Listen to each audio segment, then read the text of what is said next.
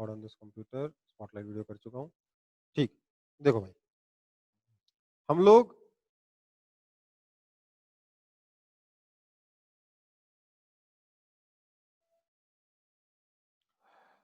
ये Newton's law derive कर चुके थे ना केप्लर्स लॉ से। Yes sir. Yes sir. Newton's third law of motion and acceleration भी पढ़ चुके थे हम लोग। हाँ सर। ओके, तो फिर अब हम लोग बात करेंगे कुछ एक आधे छोटे मोटे टॉपिक है उसके बारे में। सबसे पहले सर बात लास्ट डे एग्जांपल्स किए थे। हाँ, एग्जांपल्स कराए थे ना, ठीक है। हाँ। अब सबसे पहले बात करेंगे हम लोग फ्री फॉल, ठीक है। सर आप बोले थे कि लास्ट दिन आज पोटेंशियल एनर्जी पढ़ेंगे। हाँ बेटा, मैं आ जाऊंगा उस पर, चिंता ना करो। मैंने बोला ठीक था है कि सर। पूरा चैप्टर कंप्लीट करा के आऊंगा वहाँ पे, ठीक है। फ्री फॉल के बारे में बात करनी थी। देखो, एक बहुत ही इंटरेस्टिंग छोटी सी चीज है।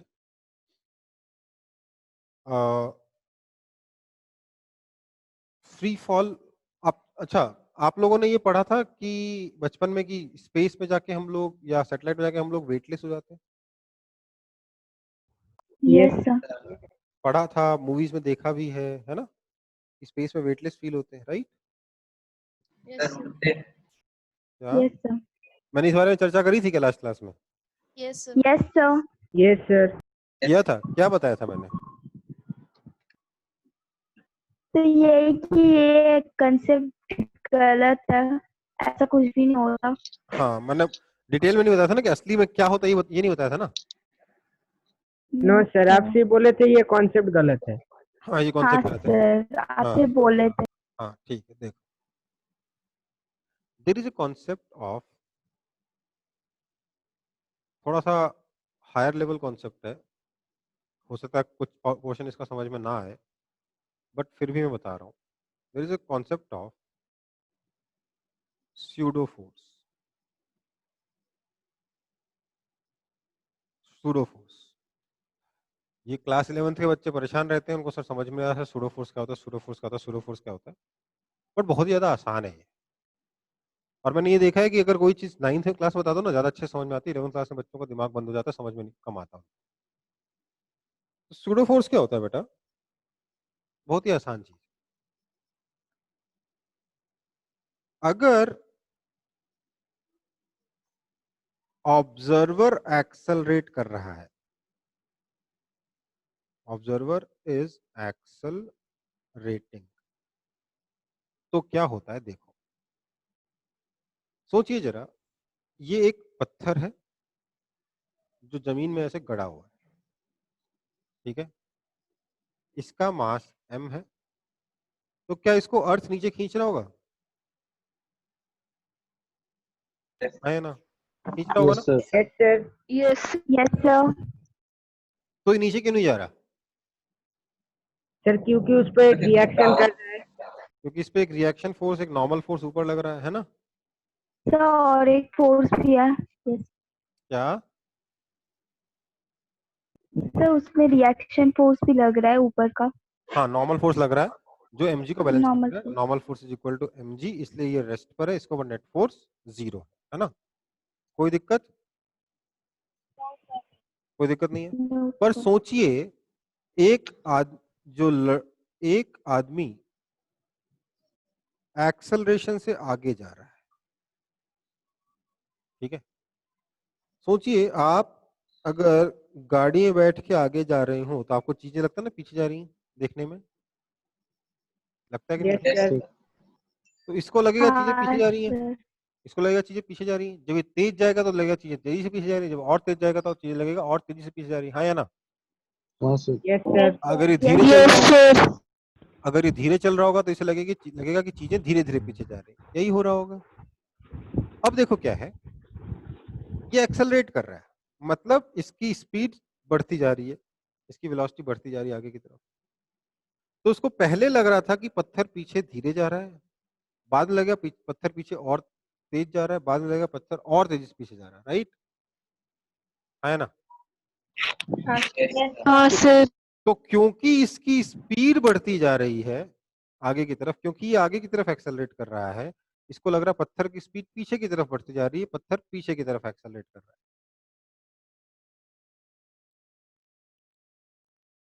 है ना? So now, according to this observer, according to observer, stone is accelerating backwards. हाँ या ना? Yes, sir. Hmm? Yes, sir. Stone is accelerating backwards. इस ऑब्जर्वर के हिसाब से स्टोन पीछे की तरफ एक्सेलरेट कर रहा है. इसका क्या मतलब हुआ कि इसके अकॉर्डिंग स्टोन का एक्सेलरेशन पीछे है. इसका मतलब ये हुआ कि ये बोल रहा है देखो ये पत्थर, इसके ऊपर नेट फोर्स 0 है पर फिर भी ये एक्सेलरेट कर रहा है. न्यूटन्स लॉ की ऐसी तैसी हो गई. आया ना? हाँ सर. Yes, sir. हाँ सर. तो इस ऑब्जर्वर ने न्यूटन्स लॉ की ऐसी तैसी कर दी.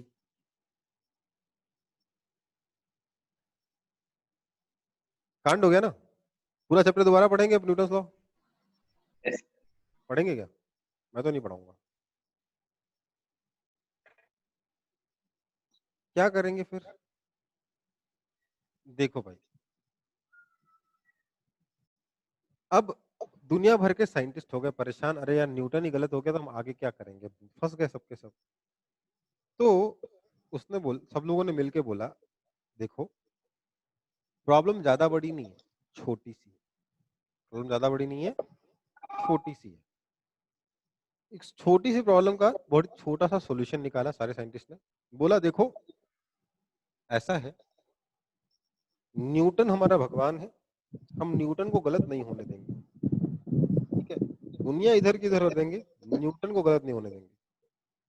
तो लोगों ने क्या, साइंटिस्ट ने क्या कहा, देखो जितनी भी प्रॉब्लम्स आपको लग रही हैं उन सब का एक सिंपल सा सॉल्यूशन है कि मान लो, क्या करो, मान लो कि एक फोर्स लग रहा है इस पत्थर पे पीछे. ये जो फोर्स है ये असली में नहीं है. दिस फोर्स इज पत्थर का mass into acceleration of observer but in opposite direction. So F vector अगर लिखूंगा तो minus times M A vector लिखना पड़ेगा. इसका एक्सेलरेशन का अपोजिट डायरेक्शन में फोर्स लगता है. ठीक है, मास इसका, नेगेटिव एक्सेलरेशन इसका. जब हमारा ऑब्जर्वर एक्सेलरेट करेगा तो हम मान लेंगे कि जहां से वो ऑब्जर्वर देख रहा है वहां से हर चीज पर अपोजिट डायरेक्शन में एक फोर्स लग रहा है. ये फोर्स असली में है क्या? नहीं, ये नकली फोर्स है. हमने इसका नाम भी दिया है सूडो फोर्स, मतलब नकली फोर्स. सूडो का मतलब क्या होता है? नकली.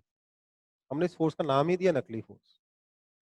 ठीक है, ये नकली फोर्स है, हमारा मनगढ़ंत फोर्स है.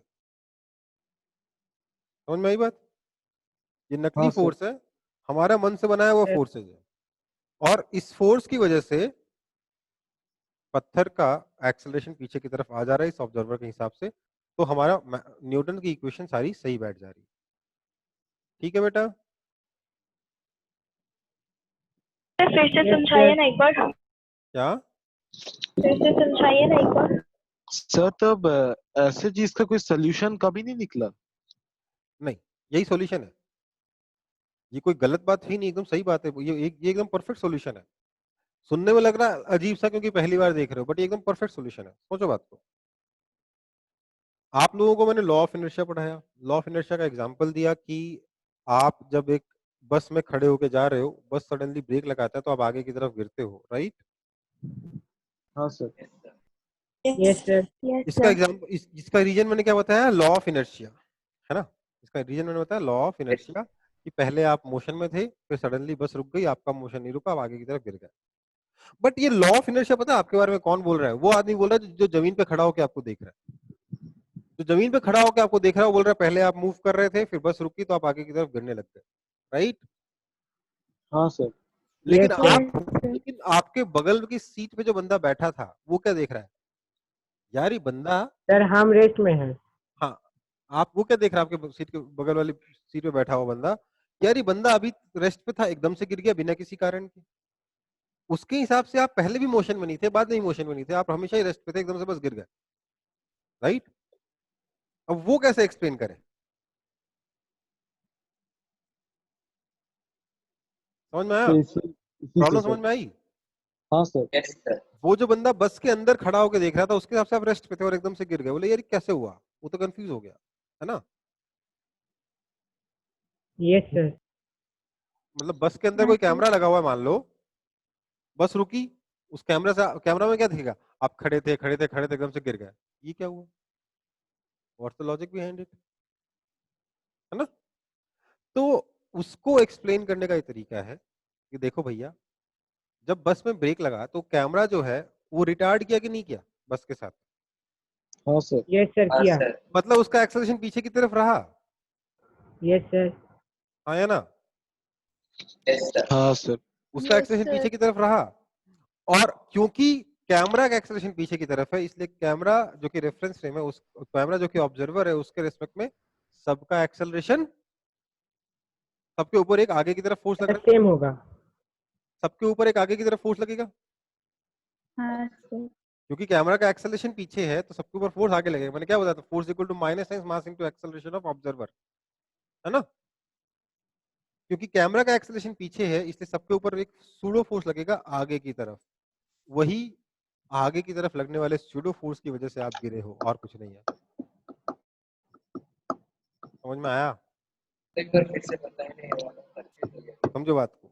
जो कैमरा आपको ऑब्जर्व कर रहा था, जिसके वीडियो रिकॉर्डिंग में आया कि आप खड़े थे खड़े थे खड़े थे, एकदम से गिर गए, असली में एक्सप्लेनेशन क्या है कि क्योंकि वो कैमरा खुद पीछे की तरफ एक्सेलरेट कर रहा था, इसलिए कैमरा को लगेगा कि सारे ऑब्जेक्ट्स पे आगे की तरफ फोर्स लग रहा है, इसलिए सारे ऑब्जेक्ट्स आगे की तरफ गिरे। हाँ सर, वही स्यूडो फोर्स है। यही फोर्स सूडो फोर्स है। अब सुनो बात को, ये सूडो फोर्स मनगढ़ंत फोर्स है, ये हमारे मन की इजाद किया हुआ फोर्स है। हमारे मैथमेटिकल प्रॉब्लम हो रही थी, हमें उस मैथमेटिकल प्रॉब्लम को सॉल्व करने के लिए फिजिक्स का लॉ बनाने वाला फोर्स है, ठीक है?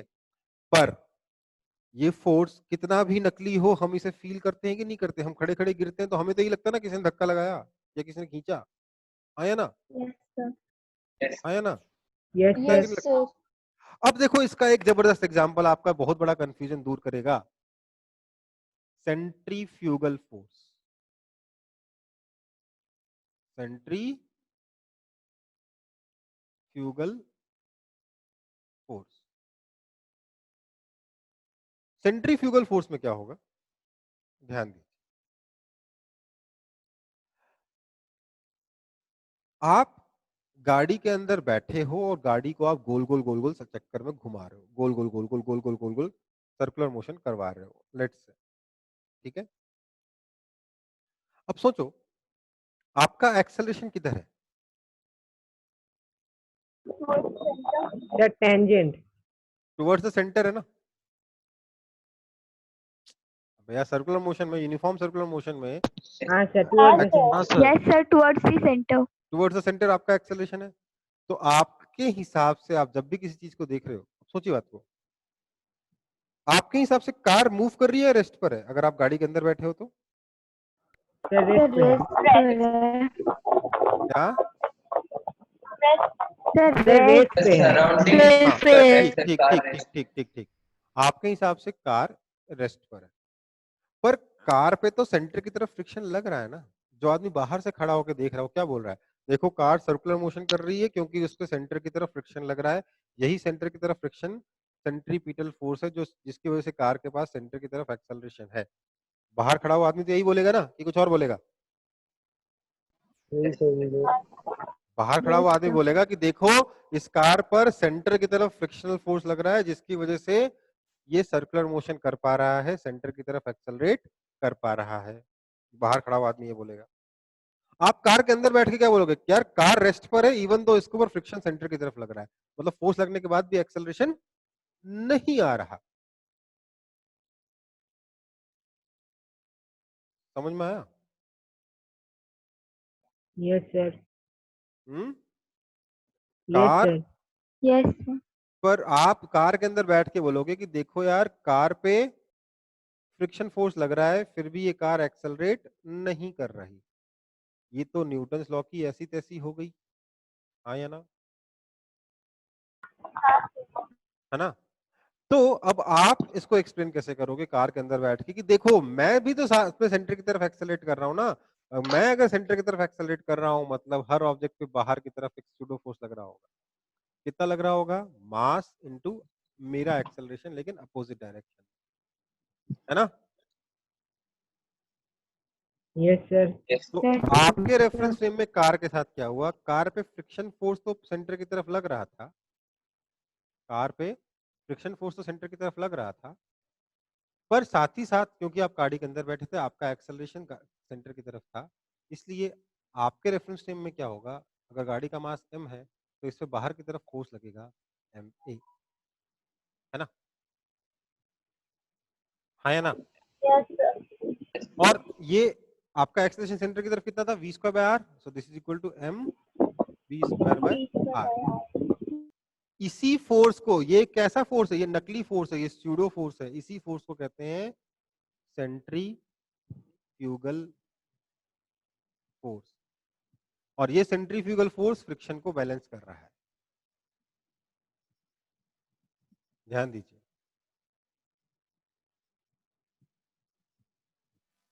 समझ में आया कि नहीं आया? ये एक बार और सुनिए, बड़े गौर से सुनिएगा, ध्यान से Yes. सुनिए। देखिए, जब आप कार के अंदर बैठे थे आपके हिसाब से कार रेस्ट पर थी, पर क्योंकि आप सेंटर की तरफ एक्सेल कर रहे हो, आपके रेफरेंस फ्रेम में हर एक ऑब्जेक्ट पे मास इनटू एक्सेल सेंटर की तरफ लगेगा। ठीक है, तो आपका एक्सेलरेशन क्योंकि सेंटर की तरफ है, कार पे फोर्स बाहर की तरफ लगा। कौन सा फोर्स है? ये स्यूडो फोर्स है। इसी स्यूडो फोर्स का नाम सेंट्रीफ्यूगल फोर्स है।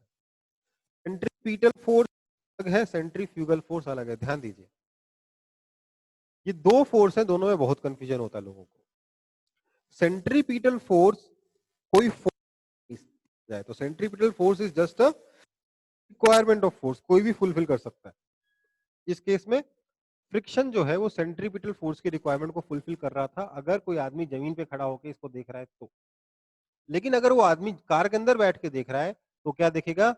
फ्रिक्शन फोर्स को सेंट्रीफ्यूगल फोर्स बैलेंस कर रहा है। सेंट्रीफ्यूगल फोर्स नकली फोर्स है और सेंट्रीपिटल फोर्स ही नहीं है, बस फोर्स की रिक्वायरमेंट है। सेंट्रीफ्यूगल फोर्स नकली फोर्स है, स्यूडो फोर्स है, और सेंट्रीपिटल फोर्स फोर्स ही नहीं है, वो बस फोर्स की रिक्वायरमेंट है। फ्रिक्शन, अगर जमीन पे खड़े होकर आप देखोगे तो ये फ्रिक्शन सेंट्रीपिटल फोर्स की रिक्वायरमेंट को पूरा कर रहा है, और गाड़ी के अंदर बैठ के देखोगे तो यही फ्रिक्शन सेंट्रीफ्यूगल फोर्स को बैलेंस कर रहा है। बस इतनी सी बात, समझ में आया? हाँ sir. Yes Yes, sir. sir. Yes. Complex है पर मजेदार है कि नहीं है? हाँ. हाँ सर। Yes sir. ध्यान दो ना, सेंट्रीपिटल फोर्स फोर्स है ना सेंट्रीफ्यूगल फोर्स फोर्स कह सकते। फोर्स तो फोर्स ही नहीं है, वो बस फोर्स की रिक्वायरमेंट है।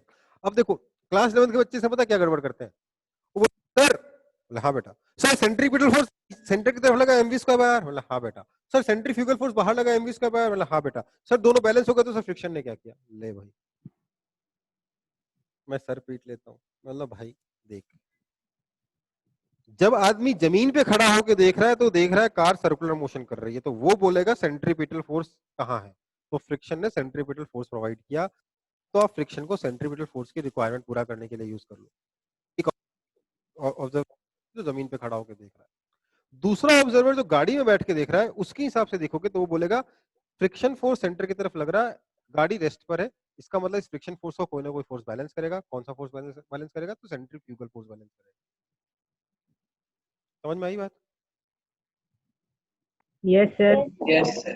दोनों फोर्स, ध्यान Yes, दीजिएगा sir. बेटा, दोनों फोर्स अलग अलग ऑब्जर्वर के हिसाब से काम कर रहे हैं। एक ही ऑब्जर्वर के रेफरेंस फ्रेम में दोनों फोर्स काम नहीं करेंगे, इसलिए सेंट्रीपिटल फोर्स और सेंट्रीफ्यूगल फोर्स को आप बैलेंस नहीं करोगे। ठीक है, yes sir. Okay. Yes, sir. अब देखो स्यूडो फोर्स का एक और कमाल। मान लेते हैं आप एक लिफ्ट में बैठे हैं, जो लिफ्ट नीचे जा रही है एक्सेलरेशन ए से, ठीक है, लिफ्ट के अंदर बैठे हो, लिफ्ट नीचे जा रही है एक्सेलरेशन ए से, तो क्या आपके ऊपर एक लिफ्ट के रेफरेंस में, लिफ्ट में जो कैमरा लगा हुआ है उस कैमरा के हिसाब से क्या आपके ऊपर एक अपवर्ड डायरेक्शन में फोर्स लगेगा कि नहीं लगेगा, एमए, हाँ या ना? सर लिफ्ट से ऊपर जा रहे हैं। लिफ्ट नीचे जा रहा है एक्सेलरेशन ए से, अच्छा लिफ्ट में सर, हाँ सर, फिर ऊपर हाँ लगेगा। सर लगेगा। ये जो ऑब्जेक्ट रखा है जिसका मास m है, इस पे एक ग्रेविटेशनल फोर्स नीचे लग रहा होगा mg, और साथ ही साथ एक सूडो सर फोर्स ऊपर लगेगा, रिएक्शन। साथ साथ एक सूडो फोर्स लगेगा, ऊपर के नहीं लगेगा m। यस हाँ सर। सर। तो इसका जो वेट हो जाएगा, इफेक्टिव वेट कितना हो जाएगा? Sir mg minus ma। mg minus ma, है ना? हाँ हाँ या ना? देयरफॉर अब ध्यान दीजिएगा, if a equals to g, weight कितना हो गया, sorry a is equal to g, sir 0। Weight कितना हो गया, 0। तो यही है 0 हो आपका गया। वेटलेसनेस, यही क्या है आपका वेटलेसनेस। जब भी कोई ऑब्जेक्ट फ्री फॉल करता है वो वेटलेस हो जाता है, वो इस वजह से होता है, स्यूडो फोर्स की वजह से। समझ में आई बात? समझ में आया कि नहीं आया? नहीं यस आया, सर। कीजिए ना। नहीं आया सर ना? एक बार थोड़ा सा समझा हाँ दीजिए सुनो सुनो, ध्यान दीजिए। लिफ्ट जब नीचे जा रही थी एक्सेलरेशन ए से, तो आपके ऊपर नीचे फोर्स लग रहा है mg, ऊपर फोर्स लग रहा है सूडो फोर्स ma, है ना? तो इसलिए जो आपके हाँ ऊपर जो नेट फोर्स लग रहा है वो mg माइनस ma लग रहा है, यही आपका इफेक्टिव वेट कहलाता है, ठीक है? अब मुझे बताओ कि अगर आपका effective weight m into G minus ए है, और ऐसे में अगर मैं एक्सेलरेशन को g के बराबर कर दूं, मतलब मैं लिफ्ट को g के बराबर एक्सेलरेशन से नीचे ले आऊं, तो आपका वेट कितना हो जाएगा, m into G minus A, that is 0। हाँ सर। मतलब बेसिकली आपको वेटलेस फील होगा, क्योंकि आपके mg को एक सूडो फोर्स ने बैलेंस कर दिया लिफ्ट के अंदर बैठ के। समझ में आई बात? हाँ सर। Yes. हाँ सर। लिफ्ट के अंदर बैठने पे आपके वेट को सूडो फोर्स ने बैलेंस कर दिया, इसलिए आप वेटलेस हो गए। मतलब अगर आपका एक्सेलरेशन जी के बराबर है कभी भी, तो आप वेटलेस फील करोगे,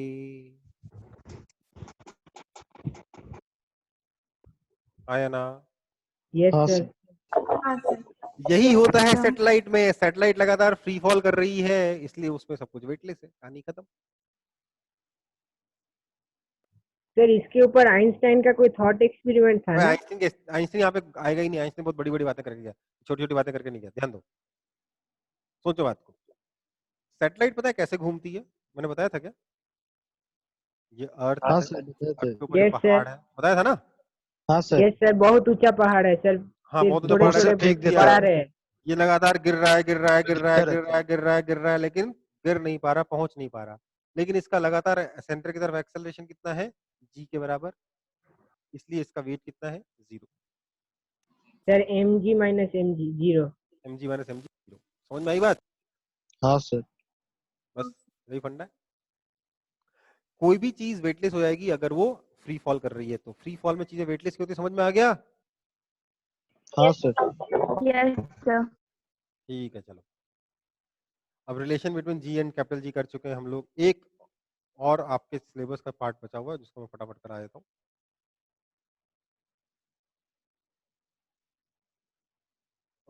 variation in value of small g की वैल्यू में वेरिएशन विथ हाइट, ठीक है?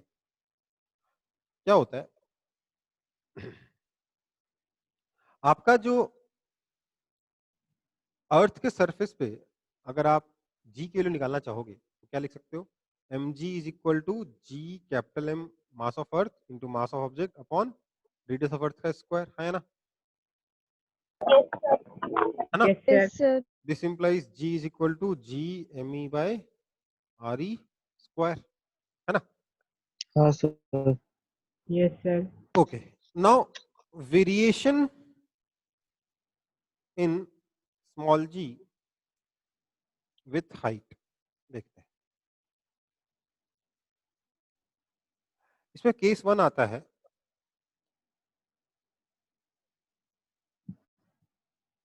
at above अर्थ सरफेस, अगर हम अर्थ के सरफेस से ऊपर चले जाएं,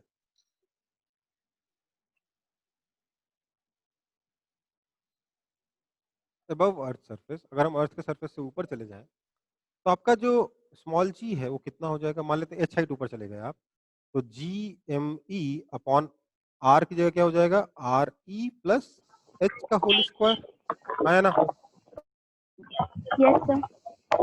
that is equal to G M E upon R E square into 1 plus H by R E का होल स्क्वायर, आया ना। Yes, sir. G M E by R E क्या है, अर्थ के सरफेस पे जी, तो ये जी नॉट हो गया, तो g not upon 1 plus H by R E का होल स्क्वायर, ये आपका हो गया अबव अर्थ सरफेस। कोई दिक्कत है इसमें? नहीं sir. Case 2, below earth surface.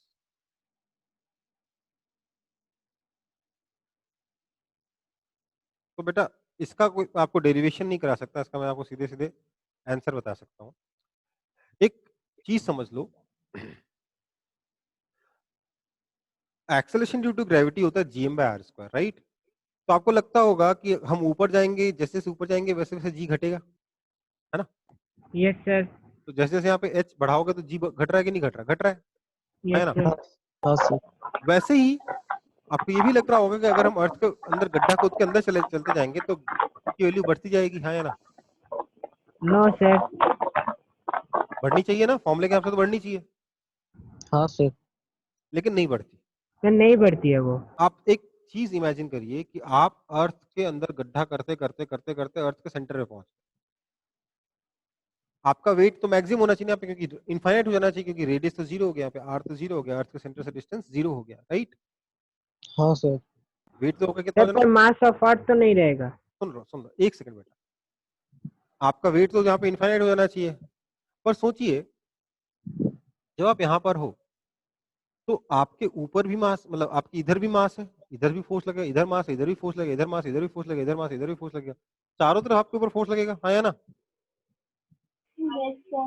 मतलब यस सर। इधर वाला पत्थर इधर पुल करेगा, इधर वाला पत्थर इधर पुल करेगा, इधर वाला पत्थर इधर पुल करेगा, इधर वाला पत्थर, है ना। हाँ सर। हाँ तो सर। ये यस सारे सर। फोर्स कट कुट के एक जीरो आ जाएंगे कि नहीं आएंगे, यस सर। Yes, sir. है ना। Yes, sir. तो अर्थ के सेंटर पे आपका वेट कितना हो जाएगा, जीरो हो जाएगा, जी कितना हो जाएगा, जीरो हो जाएगा, बढ़ेगा, इन्फिनिटी नहीं होगा बल्कि जीरो हो जाएगा। इनफैक्ट अगर आप अर्थ के सरफेस से थोड़ा नीचे भी चले जाते हो, लेट्स से यहाँ चले जाते हो, यहाँ चले जाते हो, ये अर्थ का सेंटर है, मैंने काम किया यहाँ से लाइन ड्रॉ करके इसके परपेंडिकुलर एक कॉर्ड ड्रॉ ड्रॉ कर, तो ये वाला जो मास है ये तो आपको इधर खींच रहा है और नीचे वाला मास इधर खींच रहा है, तो वेट जो है आपका वो डिक्रीज हो गया ना, क्योंकि ये सब्ट्रैक्ट हो गया ना दोनों फोर्सेस, है ना। Yes sir. Yes, तो sir. बेसिकली अगर आप अर्थ के सरफेस के नीचे जाओगे तो आपकी जी की वैल्यू इंक्रीज नहीं होती है बल्कि डिक्रीज होती है, ठीक है। कैसे डिक्रीज होती है, तो at depth let's say D, g की वैल्यू जाती है g not into 1 minus D by R, ठीक है, समझ में आई बात, ये हाँ फॉर्मूला है। Okay sir. सर। इसका डेरिवेशन आप नहीं कर सकते अभी, सोच भी नहीं सकता मैं आपको ये सिखाने की अभी, बट पता होना चाहिए कि क्या होता क्या है। तो आप अर्थ के सरफेस से ऊपर जाओगे जी डिक्रीज होगा, अर्थ के सरफेस से नीचे जाओगे जी डिक्रीज होगा, ठीक है। कोई दिक्कत? नहीं sir. No, sir. Okay, copy कर लो इसको। सर ये बिलो वाला और एक बार बोल दीजिए ना। बेटा बोलने समझो, कुछ है नहीं, सिर्फ इतना बताया हूं मैं कि अगर आप अर्थ के सरफेस से नीचे जाओगे तब भी जी डिक्रीज ही होता है, सबसे ज्यादा जी की वैल्यू कहाँ होती है, अर्थ के सरफेस पे। नीचे जाओगे तो Yes, sir. डिक्रीज होता है, कितना हो जाता है, उसका फॉर्मूला होता है g not into 1 minus D by R. तो जी नॉट क्या है, अर्थ के सरफेस पे स्मॉल जी की वैल्यू 9.8 मीटर पर सेकंड स्क्वायर, ठीक है। Okay, sir. बस यही और कुछ नहीं इसमें काम का।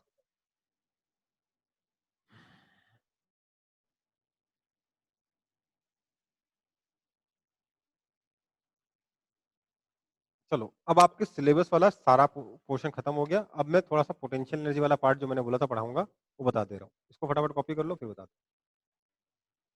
सर ये तो हो गया। दो। हो गया? यस सर सर एक कॉपी। सेकंड, हम लिए सेकंड वाला देख रहे हैं, एक second.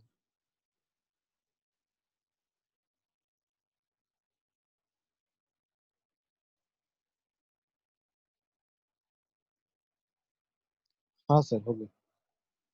Okay,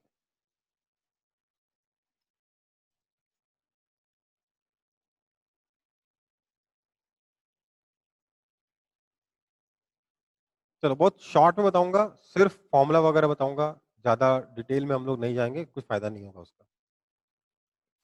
gravitational potential energy आपने पढ़ा होगा, U is equal to mgh होता है, हाँ या ना? Yes sir. पढ़ा था ना? देखो, it is valid only if h is small, h must be very very less than radius of earth, तभी वैलिड है, अदरवाइज ये फॉर्मूला वैलिड नहीं। ठीक है?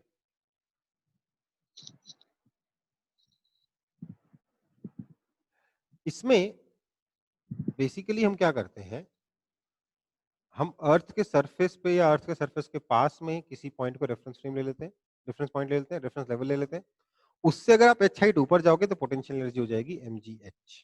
यही था ना फंडा? Yes sir. ओके, अब मैं बात कर रहा हूं ग्रेविटेशनल पोटेंशियल एनर्जी जब बड़े लेवल बात करो, जब हाइट की वैल्यू ज्यादा चेंज करती है तब।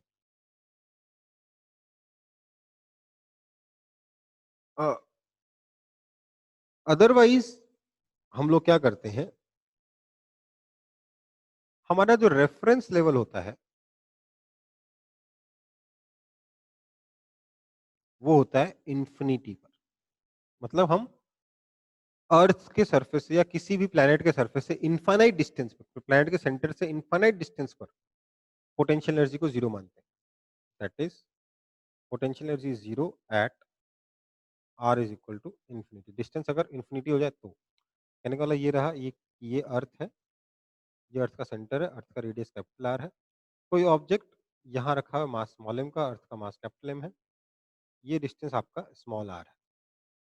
अगर ये डिस्टेंस स्मॉल आर इंफिनिटी है, अगर ये डिस्टेंस स्मॉल आर इंफिनिटी है तो उस केस में हम पोटेंशियल एनर्जी को जीरो मानते हैं। ठीक है, ये रेफरेंस लेवल होता है। Otherwise for every other point at distance R, distance small R greater than capital R होना जरूरी है, मतलब अर्थ के सरफेस से बाहर होना जरूरी है, अदरवाइज फॉर्मूला बदल जाएगा। पोटेंशियल एनर्जी का फॉर्मूला होता है minus G capital M small M by small R. Force का क्या था, minus G capital M small M by R square था ना, यहाँ बस minus G capital M small M by small R है, माइनस लगा है क्योंकि potential energy is always negative. कौन सी वाली? ग्रेविटेशनल।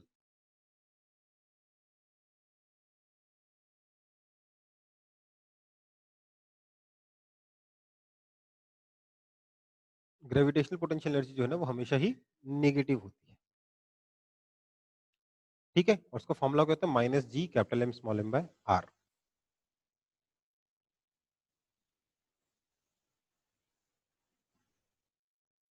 कोई दिक्कत है इसमें बेटा?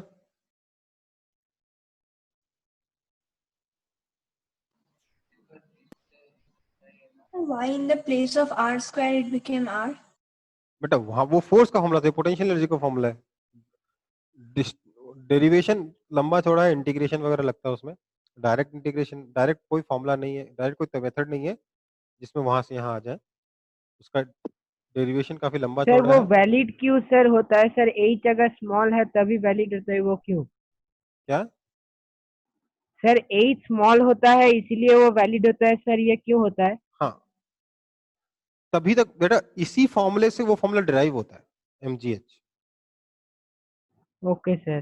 ठीक है, लेकिन वो भी मैं आपको नहीं बता सकता, मैं आपको सिर्फ एक एग्जांपल कराने के लिए बताया था, कि एक चीज रियलाइज कराने के लिए बताया था, ये कि एक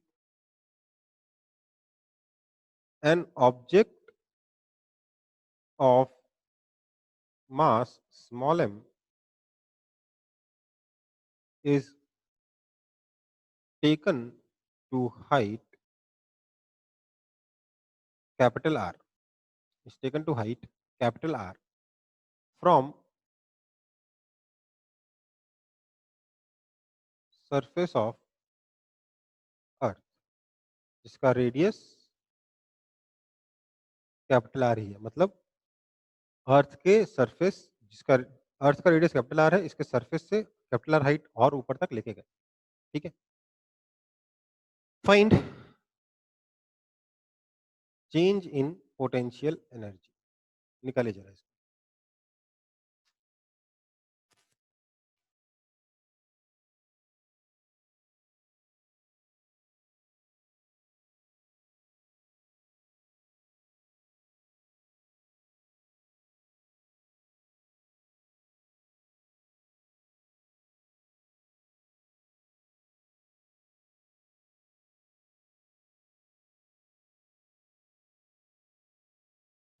सर mgr। नहीं, देखिए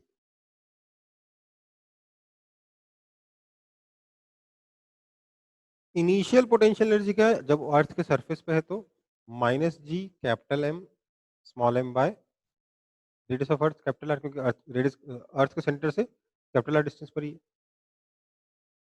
यू फाइनल कितना हो जाएगा, minus G capital M small M by 2r।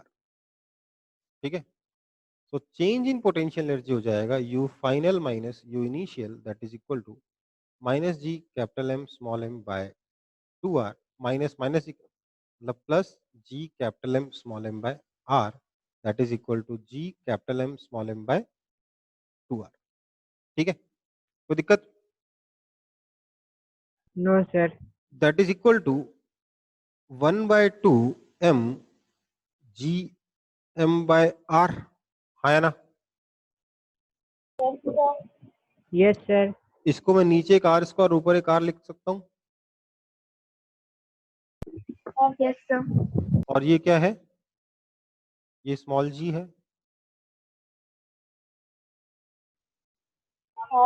So this is equal to M G R by 2। M G R नहीं है बल्कि एम जी आर बाय 2 है। तो सिर्फ ये बताना चाह रहा हूं कि ये जो एम जी एच फॉर्मूला है ये बहुत कम हाइट के लिए ही वैलिड है, ज्यादा हाइट के लिए वैलिड नहीं। ठीक है बेटा? Yes sir.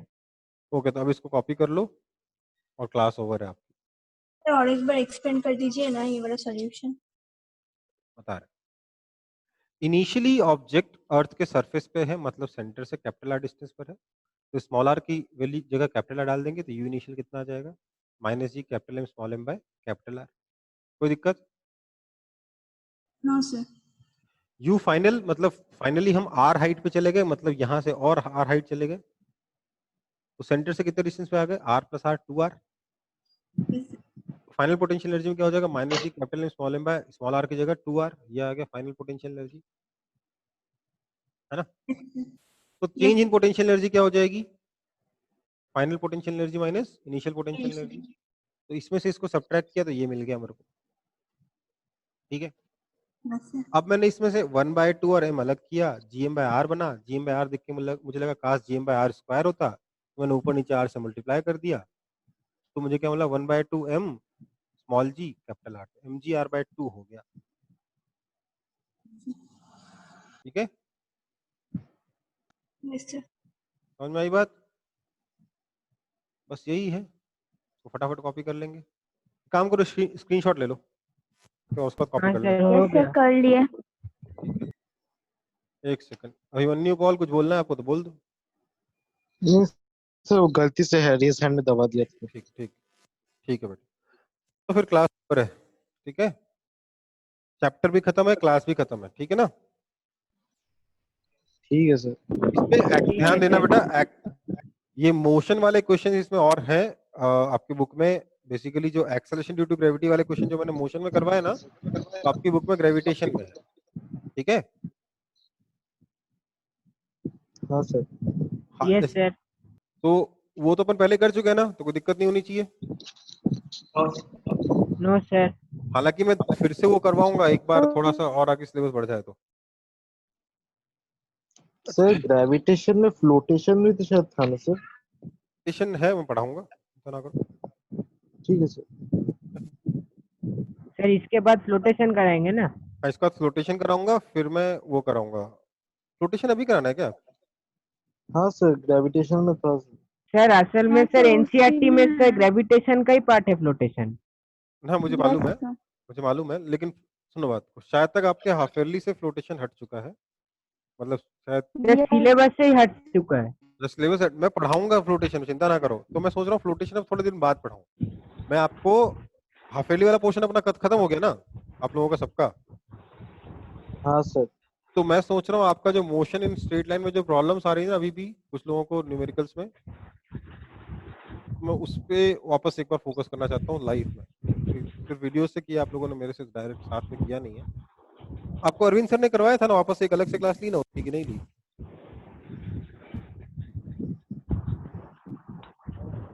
बेटा आपकी न्यूटन इक्वेशन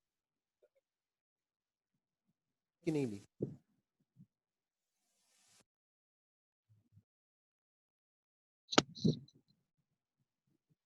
सर नहीं ली शायद। तो उनके क्लास में क्या चल रहा है अभी? सर उनके क्लास में तो सर अभी ग्रेविटेशन खत्म हुआ। ग्रेविटेशन सब फ्लोटेशन खत्म हो गया। आर्किमिडीज प्रिंसिपल का दिखाया। अच्छा आर्किमिडीज में उन्होंने खत्म कर दिया, तब तो कोई और कोई बात नहीं है। ठीक है, ठीक है सर। मिलते हैं अगली क्लास में। आज की क्लास आपकी लेट शुरू हुई, चैप्टर खत्म हो गया, इसलिए और ले भी नहीं सकते नया। ठीक है, कोई बात नहीं, नेक्स्ट क्लास में। Okay. Thank you sir, good night. Thank you sir. Thank you, sir. Thank you. Thank you, sir. Thank you, sir. Bye, sir. Good night, sir. Thank you, Bye. Thank you बेटा, good